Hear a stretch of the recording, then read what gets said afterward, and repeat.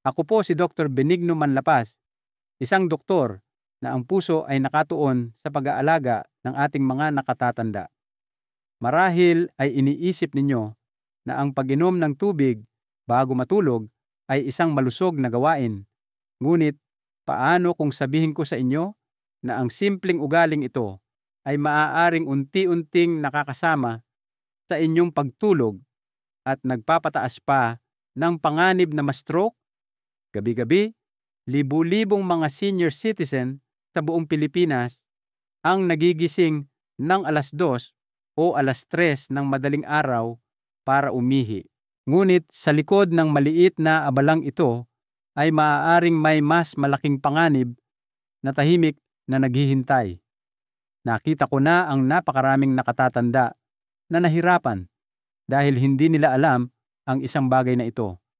Ang oras ng pag-inom ninyo ng tubig ay kasing halaga ng kung gaano karami ang inyong iinumin. Alam ninyo, ang pag-inom ng maraming tubig, lalo na pagkalubog ng araw, ay tila hindi nakakapinsala. Ngunit habang tayo ay nagkakaedad, ang ating mga bato at pantog ay nagiging mas sensitibo. Ito ang pumipilit sa katawan na magising sa gabi, na nakakaantala ng tulog, nagpapataas ng presyo ng dugo, at sa ilang mga kaso, nagpapataas ng panganib ng atake sa puso o stroke habang natutulog. Ngayon, ipapaliwanag ko kung paano uminom ng tubig sa tamang paraan upang makatulog kayo ng mahimbing sa buong gabi at maprotektahan ang inyong puso at utak. Ngunit una, nais kong malaman kung saan po kayo nanonood ngayon at anong oras na diyan, pakishare po sa comments sa ibaba. At kung mahalaga sa inyo ang malusog na pagtanda, mag-subscribe po kayo sa channel na ito para hindi ninyo makaligtaan ang mga payo na maaaring magbago ng inyong buhay. Pagkatapos ng edad na 60, maraming senior sa Pilipinas ang nagsisimulang makapansin ng isang bagay na banayad ngunit totoo. Humihiga kayo para matulog sa gabi, sa paniniwalang magpapahinga na ang katawan. Ngunit hindi magtatagal, nararamdaman ninyo na naman ang tawag ng kalikasan. Kahit na isang basong tubig lang ang ininom ninyo sa hapunan, gigisingin kayo ng inyong pantog ng 2:00 ng madaling araw. Iniisip ninyo kung ito ba ay dahil lang sa katandaan o marahil ay huminan na ang inyong mga bato. Ngunit hayaan ninyong sabihin ko sa inyo ang isang mahalagang bagay. Hindi po ito kahinaan. Ganito po talaga ang marahang pagbabago ng ating katawan sa paglipas ng panahon. At kapag naiintindihan natin ang mga pagbabagong iyon, matututunan natin kung paano mag-adjust nang walang takot. Alam ninyo, pagkatapos ng edad na 55 o 60, nagsisimulang mag-produce ang katawan ng mas kaunting hormone na tinatawag na vasopressin. Ang hormone na ito ang nagsasabi sa mga bato na magdahan-dahan sa pag-produce ng ihi habang natutulog.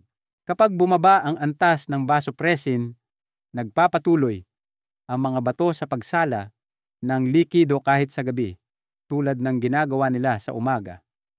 Kaya kahit nagpapahinga kayo, ang inyong katawan ay gumagawa pa rin ng ihi. Dahan-dahang pinupuno ang pantog habang sinusubukan ninyong matulog. At hindi lang iyan, ang pantog mismo ay nagiging mas sensitibo sa pagtanda. Noong mas bata pa kayo, kaya nitong maglaman ng 400 hanggang 500 ml bago magpadala ng senyales sa utak. Ngunit ngayon, kahit 150 ml lang, halos kalahating baso, ang naipon, nagpapadala na ang pantog ng mensaheng gumising ka. At kapag umabot na ang senyas na iyon sa utak, naaabala na ang inyong tulog. Kasabay nito, ang mga bato ay nagsisimula na ring bumagal. Hindi ito sakit, ito ay natural lamang. Ang proseso ng pagsala ay nagiging hindi na gaanong episyente. Kaya kahit pareho ang dami ng tubig na ininom ninyo, mas matagal itong maproseso ng katawan. Ibig sabihin, maaaring manatili ng mas matagal ang mga likido sa katawan, lalo na sa gabi, at tahimik na pupunta sa pantog habang kayo ay natutulog. Hayaan ninyong ikwento ko sa inyo si Mang Noli mula sa Cebu City. Siya ay 68 po. 80 taong gulang at sa loob ng maraming taon, naniniwala siyang ang paggising ng 2 beses gabi-gabi ay bahagi lang ng pagtanda. Sinubukan niyang bawasan ang tubig, uminom ng sleeping pills, kahit gumamit ng mga herbal na lunas, ngunit walang gumana. Lagi niyang sinasabi, siguro ganito na talaga ang buhay ngayon. Ngunit nakilala niya ang isang urologist na nagpaliwanag ng kung ano ang natututunan ninyo ngayon, na hindi ito tungkol sa sobrang pag-inom o pagkakasakit. Ito ay tungkol sa kung kailan at paano kayo umiinom at kung paano tumutugon ang katawan habang kayo ay tumatanda. Gumawa si Mang Noli ng ilang pagbabago lamang. Nagsimula siyang uminom ng mas maraming tubig sa umaga at iniiwasan ang pag-inom ng kahit ano pagkatapos ng exertion ng gabi. Sa loob ng 2 linggo, nakakatulog na siya ng 5 hanggang 6 na oras ng walang patid, isang bagay na hindi niya naranasan sa loob ng maraming taon. Sabi niya sa akin, akala ko nakalimutan na ng katawan ko kung paano magpahinga. Pero ngayon, nakikita ko na hinihiling lang pala nito na pakinggan ko siya. Kaya kung kayo man ay madalas ding magising sa gabi, huwag po kayong mawalan ng pag-asa. Hindi po sira ang inyong katawan. Ito ay naiiba lamang ngayon at gusto pa rin kayong tulungan. Aking mahal na senior, minsan sinusunod natin ang mga gawi na may mabuting intensyon. Iniisip na mabuti ito para sa ating katawan dahil palagi na natin itong ginagawa. Ngunit habang tumatanda ang katawan, ang dating tila hindi nakasasama ay maaaring dahan-dahang maging dahilan kung bakit hindi tayo makatulog ng maayos o nagigising ng 2 hanggang 3 beses bawat gabi.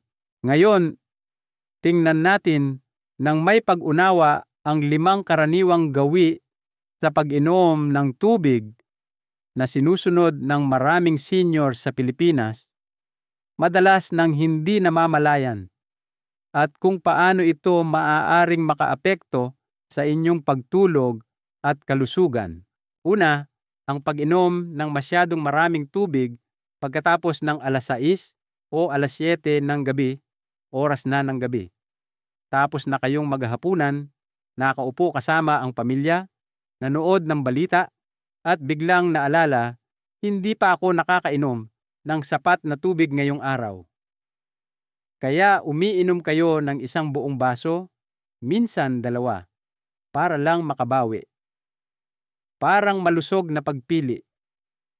Ngunit sa katotohanan, isa ito sa mga tahimik na dahilan kung bakit naaabala ang inyong tulog.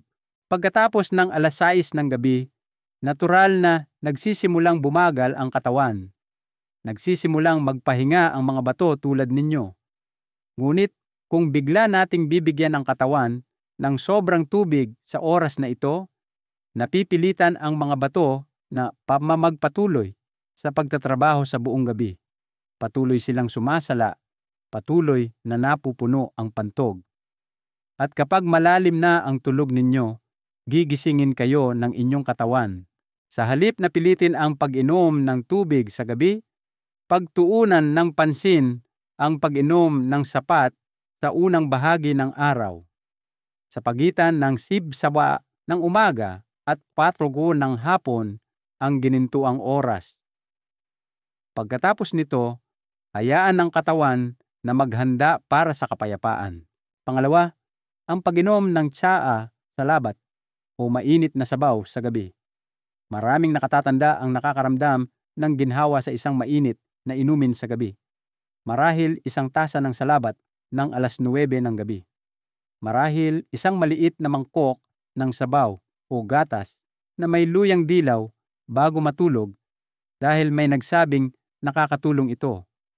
O ito ay mga tradisyonal at minsan ay nakakatulong. Ngunit nakakalimutan natin ang isang bagay. Lahat ng iyon ay likido.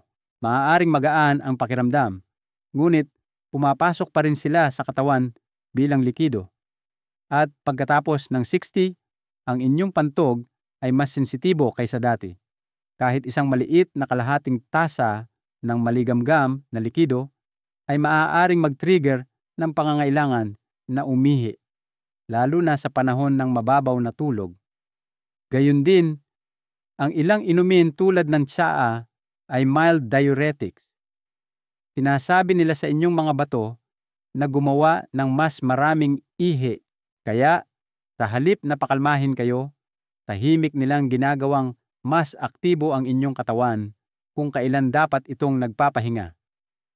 Kung gusto ninyo ang mga inuming ito, subukang inumin bago mag-6:13 ng gabi. Sa ganoong paraan, nakikinabang pa rin ang inyong katawan. Ngunit nananatiling kalmado ang inyong pantog kapag patay na ang mga ilaw. Pangatlo, ang pagpunta sa banyo para sigurado bago matulog. Ito ay napakakaraniwan. Napakaraming nakatatanda ang pumupunta sa banyo bago matulog kahit hindi naman sila nakakaramdam ng totoong paghihi. Sinasabi nila, uubusin ko lang ang laman ng pantog para sakaling hindi ako magising sa gabi. Parang responsable. Ngunit iba ang sinasabi ng siyensya. Kapag patuloy kayong pumupunta sa banyo nang hindi naman kailangan, natututunan ng inyong pantog ang maling gawi. Nagsisimula itong isipin na kahit maliit na dami ng ihi, 100 o 150 ml, ay sapat na para makaramdam na puno na ito. Ang mga nerve ay nagiging overtrained. Nagpapadala sila ng mga maling alarma at di magtatagal ay nagigising kayo kahit halos wala namang laman sa loob. Ito ay tinatawag na bladder overtraining at mas karaniwan ito sa mga matatanda kaysa sa inaakala natin. Kaya narito ang isang maliit na pagbabago. Pumunta lamang sa banyo kapag may tunay na nararamdaman. Kahit sa gabi, maghintay po muna, huminga. Tanungin ang sarili ng malumanay, puno na ba talaga? Sa paglipas ng panahon, matututo muli ang inyong pantog at magpapasalamat ang inyong pagtulog. Pang-apat, ang pag-inom ng napakakaunting tubig sa umaga at sobrang dami sa gabi. Nagiging abala ang buhay kahit para sa mga senior. Sa pagitan ng mga panalangin, pagtulong sa mga apo, mga tawag sa telepono, o simpleng pag-upo ng tahimik, nakakalimutan nating uminom ng tubig sa umaga. At pagsapit ng gabi, biglang darating ang uhaw. Kaya nagsisimula tayong uminom ng sunod-sunod na baso, iniisip na inaayos natin ang problema. Ngunit sa katotohanan, inililipat natin ang presyon sa maling oras.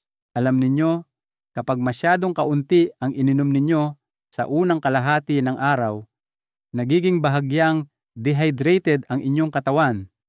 Pagsapit ng gabi, lumalapot ng bahagya ang dugo, na-stress ang mga bato, at kapag sa wakas ay uminom kayo sa gabi, naglalabas ang mga bato ng biglaang dami ng ihi, madalas habang natutulog. Kaya ang mas mabuting pagpipilian ay ang dahan-dahang pag-inom mula pa lamang sa umaga. Simulan ang inyong araw sa isang basong tubig, isa pa bago mag-almusal, ilang higit pa bago, at pagkatapos ng tanghalian. Pagsapit ng atrowasirya ng hapon, dapat ay natapos ninyo na ang 70 hanggang 80% ng tubig na kailangan nga ninyo para sa buong araw. Pagkatapos nito, uminom lamang kung talagang nauuhaw. Panlima, ang pag-inom ng malamig na tubig sa gabi. Sa maraming tahanang Pilipino, ang isang baso ng malamig na tubig mula sa frigider ay itinuturing pa ring nakakapresko. Ngunit pagkatapos ng siksanto, hindi na tumutugon ang katawan sa lamig tulad ng dati. Ang malamig na tubig ay maaaring makairita sa lining ng pantog, lalo na sa mga matatanda. Ginagawa nitong mas sensitibo ang mga nerve, mas masikip ang pantog, at pinatataas ang pagnanais na umihi kahit na kaunti lang ang ininom ninyo. Hindi lang iyan, pinababagal din ng malamig na tubig ang panunaw na nagpapabigat sa tiyan at ginagawang mas putol-putol ang tulog. Kaya, sa gabi, lumipat sa tubig na may katamtamang temperatura, room temperature, o bahagyang maligamgam. Ang maliit na pagbabagong ito ay maaaring magdulot ng nakakagulat na kapayapaan sa inyong sistema. Hayaan ninyong ibahagi ko ang kwento ni Aling Susan mula sa Iloilo City. Siya ay 72 taong gulang, isang retiradong guro at isang mapagmahal na lola sa 5 niyang apo. Sa loob ng halos 2 taon, nagdusa siya mula sa putol-putol na pagtulog. Tuwing 2:20 ng madaling araw, magigising siya hindi dahil sa sakit, kundi dahil sa pamilyar na pakiramdam na kailangang umihi. Naniniwala siyang ito ay dahil lang sa edad at nagsimulang bawasan ang pag-inom ng tubig. Ngunit walang nagbago hanggang isang gabi, narinig niya akong nagpapaliwanag tungkol sa mga likido sa gabi. Natuklasan niya ang isang simpleng bagay. Iniinom niya ang kanyang salabat tuwing 9:00 ng gabi. Ito ang kanyang pampaginhawa, ang kanyang rutina. Ngunit ang ginhawang iyon ay tahimik na gumagambala sa kanyang pahinga. Kaya gumawa siya ng isang maliit na pagbabago. Inilipat niya ang kanyang pag-inom ng salabat sa 6:00 ng gabi at uminom lamang ng 2 lagok ng maligamgam na tubig bago matulog. Sa loob ng 5 araw, nakakatulog na siya ng 5 hanggang 6 na oras ng walang patid. Tumingin siya sa akin at sinabing, "Hindi ko akalain na ganito pala ang epekto ng tubig." At napangiti ako dahil nakinig siya at tumugon ang kanyang katawan. Kaya, mahal kong senior, hindi ito malalaking pagkakamali. Ito ay maliliit na gawi na sinusunod ng may mabuting intensyon, ngunit hindi alam kung paano nagbago ang katawan. At ngayon, na alam ninyo, hindi ninyo kailangang matakot. Kailangan ninyo lamang mag-adjust ng dahan-dahan, may karunungan, at may pagmamahal. Dahil naaalala pa ng inyong katawan kung paano matulog. Kailangan lang nito ang inyong tulong para magsimula muli. Mahal kong senior, habang tayo ay tumatanda, ang ating katawan ay nagsisimulang makipag-usap sa atin sa mga bagong paraan.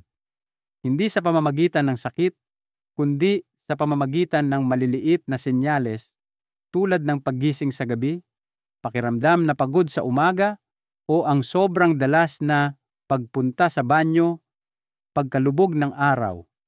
At isa sa mga hindi napapansing dahilan sa likod ng mga problemang ito ay hindi kung ano ang inyong iniinom, kundi kung kailan kayo umiinom.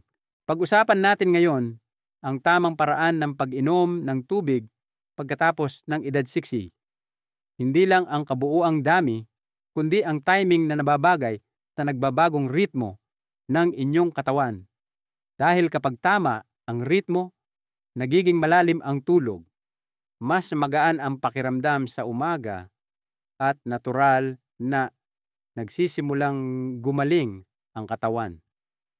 Hindi ninyo kailangang itigil ang pag-inom ng tubig. Kailangan ninyo lamang itong ilipat sa tamang bahagi ng araw. Magsimula tayo sa golden window mula is mga bas ng umaga hanggang 4 kulas ng hapon. Ito ang oras kung kailan pinakaaktibo ang inyong katawan. Ang inyong puso ay nagbobomba ng maayos. Ang inyong mga bato ay episyenteng sumasala at ang inyong panunaw ay nasa pinakamalakas nito. Ito rin ang oras kung kailan kayang hawakan ng inyong katawan ang mas malaking dami ng tubig nang hindi na-overload ang inyong pantog sa gabi. Iyon ang dahilan kung bakit sinasabi naming subukang inumin ang 70 hanggang 80% ng inyong pang-araw-araw na tubig bago mag-alas 4 ng hapon. Paano ninyo ito gagawin? Simulan ang inyong araw sa isang basong tubig. Pagkatapos magising, bago pa man magkape o tsaa. Pagkatapos, uminom ng isa pa sa kalagitnaan ng umaga sa pagitan ng almusal at tanghalian. Sa pananghalian, uminom ng isang buong baso ng dahan-dahan at muli sa kalagitnaan ng hapon, marahil bandang alas 3, uminom pa ng isa. Sa ganitong paraan, dahan-dahan ninyong ikinakalat ang inyong tubig at ang inyong katawan ay may oras na iproseso at ilabas ito sa oras na may liwanag pa. Nakakabawas ito ng bloating, sumusuporta sa panunaw, pinapanatiling walang laman ang inyong pantog bago lumubog ang araw, at higit sa lahat, nakakatulong na maiwasan ang paghihi sa gabi. Ngayon, lumipat tayo sa pangalawang window mula 5:00 ng hapon hanggang 7:00 ng gabi. Ito ang oras kung kailan nagsisimulang bumagal ang katawan. Hindi na kayo gaanong gumagalaw at naghahanda na ang inyong mga bato na magpahinga. Ngunit okay pa ring uminom ng tubig ng katamtaman. Kung nauuhaw kayo, maliliit na lagok lamang po, hindi buong baso, hindi malalaking lunok, kundi banayad na paghigop lamang tulad ng sa kutsara para mapawi ang uhaw nang hindi pinapabigatan ang pantog. Iwasang uminom ng tsaa, sopas, o salabat sa mga oras na ito kung maaari. Kung kailangan ninyo itong inumin, gawin ito ng mas maaga, bandang alas 5 o 5:30 ng hapon, at tiyaking hindi kayo magdaragdag ng sobrang tubig pagkatapos. Ang window na ito ay tungkol sa pagpapahina ng mga sistema ng katawan tulad ng pagdidilim ng mga ilaw bago matulog. Ihanda ang pantog para sa pahinga sa pamamagitan ng pagbabawas ng dami ng likidong pumapasok pagkatapos ng alas 5 ng hapon. Ngayon, darating na tayo sa pinakakritikal na bahagi. Pagkatapos ng 7:40 ng gabi, sa oras na ito, maliban kung may payo ang inyong doktor, huwag uminom ng higit sa 150 milliliters ng tubig. Iyon ay halos isang maliit na baso lamang. Sapat lang kung nanunuyo ang lalamunan o kailangang lunukin ang gamot. Maaari ninyong itanong, paano kung umiinom ako ng tableta sa gabi? Oo, maraming nakatatanda ang umiinom ng gamot para sa presyon ng dugo, diabetes, o pananakit ng kasukasuan pagkatapos ng hapunan. Okay lang po iyon. Ngunit tandaan, uminom lamang ng sapat na tubig para malunok ang inyong gamot. Karaniwan, 1 o 2 lagok ay sapat na. Iwasang uminom ng isang buong baso kahit na ito ay nakasanayan na. At kung nauuhaw pa rin kayo sa gabi, huwag po magpanik. Karaniwan ito, lalo na sa mga mas maiinit na lugar, ngunit muli, huwag kumuha ng malaking baso. Sa halip, magtabi ng isang maliit na kutsara sa tabi ng inyong kama. Kumuha ng 1 o 2 kutsarita ng maligamgam o room temperature na tubig. Maghintay ng ilang minuto. Kadalasan, nawawala na ang uhaw. Ito ay tungkol sa dahan-dahan, ngunit palagi ang pagsasanay sa inyong pantog na manatiling kalmado sa buong gabi. At sa pagsasanay, matututunan nito. Hayaan ninyong ikwento ko sa inyo si Lolo Romeo mula sa Davao City. Siya ay 70 taong gulang, isang retiradong opisyal ng tren at mahilig sa tsaa at paglalakad sa gabi. Sa loob ng maraming taon, naniniwala siyang ang pag-inom ng mas maraming tubig sa gabi ay makakatulong sa kanya na linisin ang sistema at manatiling malusog. Kaya sa pagitan ng 7 at 9 ng gabi, halos 1 litro ng tubig ang iniinom niya, iniisip na ito ay magde-detox ng katawan sa magdamag. Ngunit sa halip, binayaran niya ito ng putol-putol na pagtulog. Magigising siya ng 12:30, pagkatapos ay muli ng 3 round ng madaling araw at isa pa bago sumikat ang araw. Sa tuwing babangon siya, mas mabigat ang pakiramdam ng kanyang mga binti, nanunuyo ang kanyang mga mata, at mababaw ang kanyang paghinga. Ang kanyang mga umaga ay matamlay. Hindi na niya na-enjoy ang kanyang dyaryo sa umaga at bumagal ang kanyang paglalakad. Akala niya ay dahil sa edad, ngunit hindi. Ito ay dahil sa kanyang timing. Nang mag-usap kami, ipinaliwanag ko ang ibinabahagi ko sa inyo ngayon. Nagulat siya, ngunit bukas na subukan. Inilipat niya ang 70% ng kanyang pag-inom ng tubig sa umaga at maagang hapon. Isang maliit na baso na lang ang iniinom niya ng 6:30 ng gabi at wala nang kasunod pa, 2 lagok lang kasama ng kanyang tableta para sa presyon ng dugo sa gabi. Sa loob ng 1 linggo, nagsimula siyang matulog ng dire-diretso mula 2:00 ng gabi hanggang 5:00 ng umaga. Walang pagpunta sa banyo, walang kabigatan sa binti, walang malabong isipan sa umaga.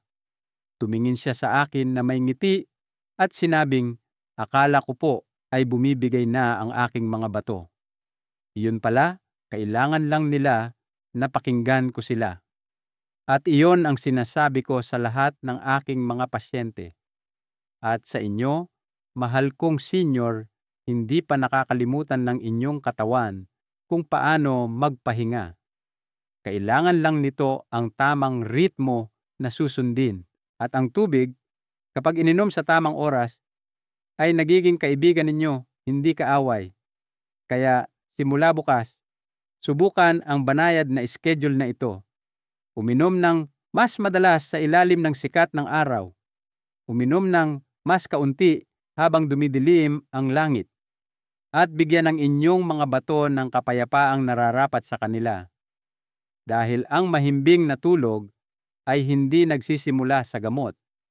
Nagsisimula ito sa sandaling magpasya kayong uminom ng tubig ng may karunungan at pag-iingat. Kapag umuupo tayo para sa hapunan, lalo na sa mga tahanang Pilipino, hindi lang ito tungkol sa pagpuno ng tiyan. Ito ay tungkol sa ginhawa, pamilya, at rutina. Ngunit habang tayo ay tumatanda, kahit na ang mga pinakapamilyar na pagkain ay maaaring tahimik na makaapekto sa ating pagtulog, lalo na kung kinain sa maling oras. Ngayon, pag-usapan natin ng malumanay ang ilang karaniwang pagkain sa gabi na maaaring nagiging sanhi ng inyong paggising sa gabi nang hindi ninyo namamalayan kung bakit. Magsimula tayo sa mga inaakala ng marami na magagaang option. Sabaw, may sopas, at malabnaw na sinigang. Mukha silang madaling tunawin. At totoo naman, lalo na kapag mainit at tamang-tama ang timpla. Ngunit nakakalimutan natin na puno pa rin sila ng tubig. Kapag ininom malapit sa oras ng pagtulog, dahan-dahan nilang pinupuno ang pantog ng walang gaanong babala. Maaaring hindi ninyo ito maramdaman kaagad, ngunit pagsapit ng 1:00 o 2:00 ng madaling araw, marahan kayong gigisingin ng inyong katawan. Ngayon isipin naman ang green tea, tsaa o salabat. Para sa marami, bahagi ito ng ritual bago matulog. Ang isang mainit na inumin bago matulog ay maaaring maging pampakalma. Ngunit, ang mga inuming ito ay nagsisilbing mild diuretics. Ibig sabihin, sinisinyasan nila ang inyong mga bato na gumawa ng mas maraming ihi kung kailan dapat bumabagal na ang inyong katawan. Pakiramdam ninyo ay nagre-relax kayo, ngunit sa loob, lumilikha ito ng isang siklo na gumagambala sa inyong pahinga. Ang mga prutas ay madalas na tinitingnan bilang malusog at nakakapresko. At totoo naman iyon, kapag kinain sa tamang oras. Ngunit ang mga matubig o maasim na prutas tulad ng pakwan, dalandan, ubas o hilaw na hiwa ng kamatis ay maaaring maging delikado pagkatapos lumubog ang araw. Ang mga prutas na ito ay mataas sa likido at ang kanilang asido ay maaaring makairita sa isang sensitibong pantog. Kung kinain sa gabi, lalo na pagkatapos ng hapunan, maaari silang magdulot ng biglaang pagnanais na umihi sa loob ng ilang oras. Iyon ang dahilan kung bakit palagi naming ipinapayo na kainin ang mga prutas na ito bago mag-alas 5 ng hapon, kung kailan mas aktibo ang inyong katawan at handa ng iproseso ang mga ito. At pagkatapos ay darating tayo sa masarap na bahagi ng ating mga pagkain. Ang mga maaalat na bagay tulad ng chicharon, bagoong at maanghang na ulam. Ang mga pagkaing ito ay maaaring hindi naglalaman ng tubig, ngunit lumilikha sila ng uhaw, at ang uhaw na iyon ay humahantong sa mga karagdagang baso ng tubig pagkatapos ng hapunan, minsan ay bago pa mismo matulog. Iniisip ninyo na tinatanggal lang ninyo ang anghang, ngunit ang inyong pantog ang nagbabayad ng halaga sa kalagitnaan ng gabi. Hayaan ninyong ikwento ko sa inyo si Mang Ramon mula sa Baguio City, 62 taong gulang. Sa loob ng maraming taon, kumakain siya ng isang malaking hilaw na salad gabi-gabi, pipino, kamatis at lemon. Naniniwala siyang malusog ang kanyang ginagawa, ngunit nagigising siya ng 2 beses o higit pa bawat gabi, nagtataka kung ano ang mali. Nang lumipat siya sa steamed na gulay at sinimulang kainin ang salad sa tanghalian sa halip na sa hapunan, nakakagulat ang mga resulta. Sa loob ng 1 linggo, nakatulog siya ng 6 na oras ng diretso ng walang anumang gamot o pagbabago sa pag-inom ng tubig. Sabi niya, inilipat ko lang ang aking mga gawi sa tamang oras at ibinalik ng aking katawan ang malalim na pahinga. Kaya, mahal kong kaibigan, hindi ito tungkol sa pag-iwas sa inyong mga paboritong pagkain. Ito ay tungkol sa pag-unawa kung kailan ito pinakamahusay na kayang hawakan ng inyong katawan. Sa ilang maliliit na pagbabago lamang, ang inyong mga gabi ay maaaring maging mapayapa muli at ang inyong mga umaga ay mas masaya. Minsan, ang isang magandang tulog sa gabi ay hindi lamang tungkol sa kung ano ang inyong kinakain o iniinom. Ito ay tungkol din sa kung paano kayo gumagalaw, nagpapahinga, at humihinga. Ang inyong katawan pagkatapos ng iksinto ay may iba't ibang pangangailangan. At kapag pinakikinggan natin ang mga pangangailangang iyon ng may pag-iingat, ang maliliit na pagbabago sa inyong pang-araw-araw na gawain ay maaaring magdulot ng mapayapang gabi ng walang gamot. Magsimula tayo sa paggalaw sa umaga, isa sa pinakamabait at pinakamakapangyarihang gawi. Habang tayo ay tumatanda, ang likido ay may tendensyang tahimik na maipon sa ating mga binti sa buong araw. Maaaring hindi ito laging nakikita, ngunit nandoon ito, lalo na kung tayo ay nakaupo o nakahiga ng matagal. At sa gabi, kapag sa wakas ay humiga na kayo para magpahinga, ang likidong ito ay nagsisimulang maglakbay pataas, umaabot sa puso at mga bato. Ang paggalaw na ito ay nagpapataas ng produksyon ng ihi kung kailan nais ng katawan na manatiling tahimik. Iyon ang dahilan kung bakit ang isang maikling paglalakad pagkatapos sumikat ang araw, kahit 2 minuto lang malapit sa inyong balkonahe o hardin, ay makakatulong. I-stretch ang inyong mga braso, igalaw ang inyong mga bukong-bukong, maglakad ng dahan-dahan ngunit regular. Sinasabi nito sa inyong katawan na ilabas ang sobrang tubig ng mas maaga upang hindi na kailangang magtrabaho ng inyong mga bato habang kayo ay natutulog. Ngayon, pag-usapan natin ang posisyon sa pagtulog. Maraming nakatatanda ang natutulog ng nakatihaya na may isang mataas na unan sa ilalim ng kanilang leeg at minsan ay mabigat na kutsyon pa. Ngunit ang postura na ito ay maaaring maglagay ng presyon sa pantog at magpabagal sa panunaw. Inirerekomenda ngayon ng mga doktor ang isang bagay na mas malambot. Matulog ng nakatagilid sa inyong kaliwang bahagi, maglagay ng malambot na unan sa ilalim ng inyong ulo at isa pa sa pagitan ng inyong mga tuhod. Sinusuportahan ng posisyon na ito ang sirkulasyon, pinapagaan ang presyon sa pantog, at tinutulungan ang inyong tiyan na mag-relax. Sa paglipas ng panahon, ang simpleng pagbabagong ito ay maaaring mabawasan ang bilang ng beses na kayo ay nagigising sa gabi. Susunod ay ang inyong kapaligiran sa pagtulog. Isang bagay na madalas na hindi napapansin ng karamihan sa mga nakatatanda. Madalas tayong naniniwala na ang init ay nangangahulugang kaligtasan, kaya tinatakpan natin ang ating sarili ng makakapal na damit pantulog kahit sa mga buwan na maalinsangan. Ngunit ang sobrang init ay maaaring magdulot ng pagpapawis na nagpapataas ng uhaw, at iyon ay humahantong sa mas maraming pag-inom ng tubig sa gabi. Tumutugon ang mga bato dito sa pamamagitan ng pagsala ng mas marami na muling gumigising sa inyo ng maaga. Kaya pakisubukang magsuot ng magaan na damit na gawa sa cotton at panatilihing mahangin ang silid. Gumamit ng bentilador o magbukas ng maliit na bintana kung kulob ang pakiramdam.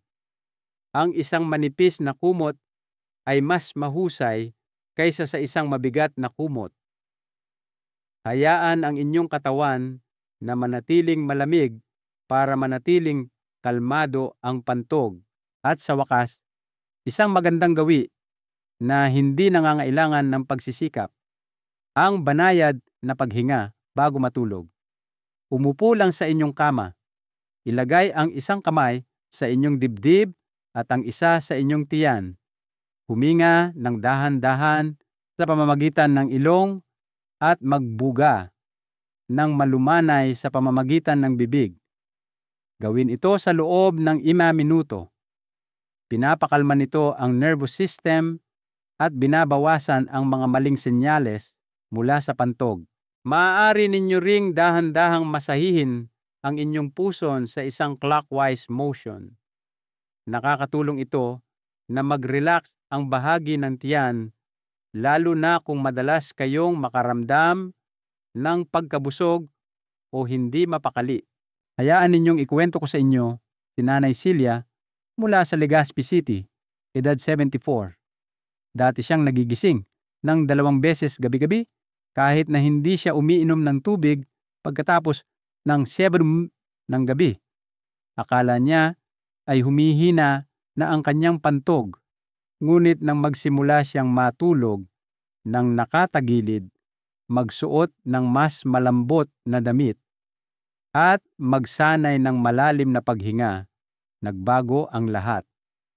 Sa loob ng 1 linggo, natutulog na siya ng walang patid. Sabi niya sa akin, pakiramdam ko po ay naging kaibigan ko muli ang aking katawan. Kaya, mahal kong kaibigan, ang sagot ay hindi laging nasa isang tableta o isang tonic. Minsan, kailangan lang ng inyong katawan ng isang mas malumanay na ritmo, isang mas mabagal na paghinga, isang mas malamig na silid, isang mas banayad na pagtulog. Magsimula sa isang pagbabago lamang ngayong gabi. Maaaring magulat kayo sa kung gaano kalalim ang inyong magiging pahinga. Kaya aking mahal na senior, kung may isang banayad na katotohanan mula sa mensahe natin ngayon, ito po iyon. Ang inyong katawan ay nakikinig pa rin sa inyo. Maaaring hindi ito nagsasalita katulad ng dati noong 30 taon na ang nakalipas, ngunit tumutugon pa rin ito sa maliliit at mapag-arugang pagbabago. Maging ito man ay paglipat ng oras ng inyong pag-inom ng tubig, pagbabago sa paraan ng inyong pagtulog o simpleng paghinga ng may kamalayan, mayroon pa rin kayong kapangyarihan na suportahan ang inyong kalusugan sa mga paraang natural, mapayapa at lubos na gumagalang sa inyong edad. Hindi ito malalaking pagbabago. Ito ay malumanay na pagsasaayos na ginawa ng may pagmamahal, pag-unawa at tiwala na pasasalamatan kayo ng inyong katawan. Ang isang mahalagang aral na nais kong iwan sa inyo ay ang kahalagahan ng pakikinig. Ang ating katawan ay patuloy na nagpapadala ng mga senyales. Sa ating pagtanda, ang mga senyales na ito ay nagiging mas banayad. Sa pamamagitan ng pakikinig at pag-unawa, sa halip na pagkadismaya, may ibibigay natin ang pangangalaga na kailangan nito at bilang kapalit, bibigyan tayo nito ng kapayapaan at kalusugan.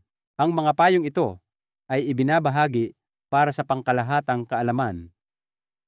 Kung kayo ay nahaharap sa anumang hamon sa kalusugan, tiyaking kumonsulta sa inyong doktor bago subukan ang anumang bago. Bawat tao ay magkakaiba at gagabayan kayo ng inyong doktor batay sa inyong individual na pangangailangan. Ngayon, nais kong malaman, ano po ang pinakamahalagang aral na nakuha ninyo sa ating pinag-usapan ngayon? Mayroon po bang tumatak sa inyong buhay? Kung oo, pakitype po ang salitang pag-asa sa mga komento o itype na lang ang numerong uun. Kung nakita ninyong kapaki-pakinabang ang video na ito. Kung sa tingin ninyo ay hindi ito angkop para sa inyo, huwag mag-atubiling i-type ang 0 upang matutunan ko kung paano pagbutihin para sa inyo sa susunod na pagkakataon. At kung hindi pa, mag-subscribe po kayo sa channel na ito para sa mas banayad at makabuluhang gabay sa kalusugan na ginawa lalo na para sa mga senior sa Pilipinas. I-click ang bell icon para hindi ninyo makaligtaan ang isang video. At kung may kilala po kayo, marahil isang kaibigan, pinsan, o kapitbahay na madalas magising sa gabi, pakibahagi po ang video na ito sa kanila.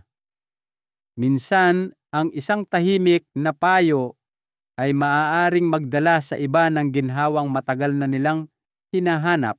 Hanggang sa muli nating pagkikita, naway magkaroon kayo ng gabing puno ng kapayapaan at umagang puno ng liwanag. Mag-ingat po kayo palagi